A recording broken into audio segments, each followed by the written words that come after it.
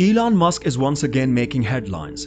We're all aware that he has been a generous donor to the Ukraine and a staunch supporter of the country since Russia's invasion of the country. He has done everything humanly necessary to bring Ukraine's crucial sector back into stability. The battle is still going on. United States is siding with Ukraine rather than with Russia. The United States has slapped a number of restrictions and bans on Russia in order to weaken its resolve. Russia, on the other hand, has remained steadfast. Everyone does not require the special military operation that the Russian government has launched.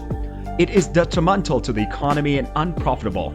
Consider the implications of this. Russia has nearly 6,000 sanctions imposed against it by the United Nations. Unfortunately, the restrictions that have been imposed will have an impact on civilians. A premeditated operation to devastate the country's economy is being carried out in the hope that it will provoke the populace into rioting. Also, as you can see, measures like this have the opposite effect on Russia, which is a negative development.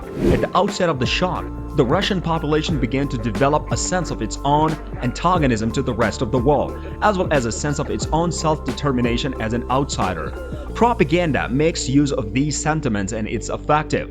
Apart from that, the media has been doing it professionally for many years now. As a result, the majority of the Russian public will stand by the authorities when confronted by foes. The rest of the world sympathizes with Ukraine and the calls for an end to the ongoing conflict in the country. Since the beginning of this narrative, Elon Musk, an entrepreneur and the inventor of multiple successful firms, has shown his support for the Ukraine and its people. The second batch of the Starlink satellite internet station has already arrived in the Ukraine, as agreed upon earlier by the Ukraine President Zelensky and Elon Musk. The Ukrainian president stated that he had spoken with Musk. "I'm grateful to him for his support to the Ukraine, both verbally and physically. The delivery of another batch of the Starlink system for damaged cities is scheduled to begin next week." Zelensky shared his thought on the social media, including Instagram and Twitter, as well as video of his conversation with Musk. This was announced by Mikhail Fedorov, the Minister of Digital Transformation, and by the head of the Ministry of Finance, who stated that Starlink would assist the Ukraine military as well as the operation of critical infrastructure and services in the fields of medicine, finance, energy, and other fields. War has the potential to alter the course of history. It could be either a favorable or a negative outcome. Elon Musk is a man of his words, and he follows through on his promises to act quickly and support Ukraine. He is a wonderful human being in every way. It's clear from Fedorow's statements that he believes this be true. The United States has authorized a new financial assistance package for the country of the Ukraine. For the Ukrainian army, this includes large sums of money and continuous supplies of weapons. The media has taken notice of this latest potential package for the Ukraine, which would be the largest to be offered so far. Approximately $13.6 billion had been set aside for this very purpose, which was included in the General Article of Finance of the United States government. In addition, the United States Congress House of Representatives adopted $5 trillion budget. A number of processes will be completed before this document is put into effect, including public consultation.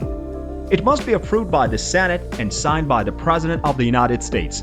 Tesla, the electric vehicle maker, has promised to pay salaries to the Ukrainian employees for at least 3 months if the country heeds the call to oppose Russian aggression.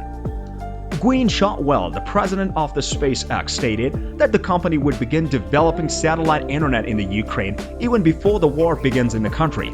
Shotwell believes this be true.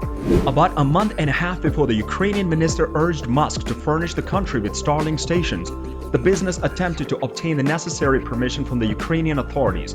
"I turned to Elon Musk on Twitter for assistance. We require his assistance. My request was that he expedite the installation of the Starlink station and satellite internet connectivity in Ukraine." Deputy Prime Minister and Minister of Digital Transformation Ukraine Musk responded to Fedorov, according to a post on Mikhail Fedorov's Facebook page. After 10 hours, he reported that the internet had been restored and that the tablets required for his business had been sent to Ukraine. The first batch was shipped to Ukraine in 2 days, and it turned out to be the appropriate decision.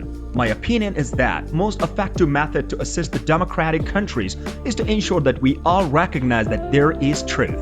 On the connection of a service that supports the circulation of information free for everyone, including Russia, Shotwell expressed his thoughts on the subject. After all, Elon Musk refers to himself as absolutist of freedom of expression. In his public statements, as a result, he will not restrict access to the Russian media through his satellite network. Despite some countries' request that he not include them on the list, he did. In fact, Ukraine was left out of this list entirely. I'll a man support both Ukraine and Russia since they do not consider Russia to be a source of problem. Russia, like all Russians, has risen to the status of an aggressive country in the eyes of the world population. On Twitter, Elon Musk expressed his displeasure with the traditional media, asking why it is responsible for such a constant outpouring of venom. There is a serious question here because many of the restrictions imposed on Russia are ambiguous because of some weird individual has disrupted the stream of broadcasting from Russia. In conjunction with the Russian invasion of Ukraine, have any sanctions been levied upon the Russian government? Biden? No? What do you think about this video? Do let us know down in the comment section below. If you enjoyed this video and want to hear from us again, be sure to hit the subscribe button before you go.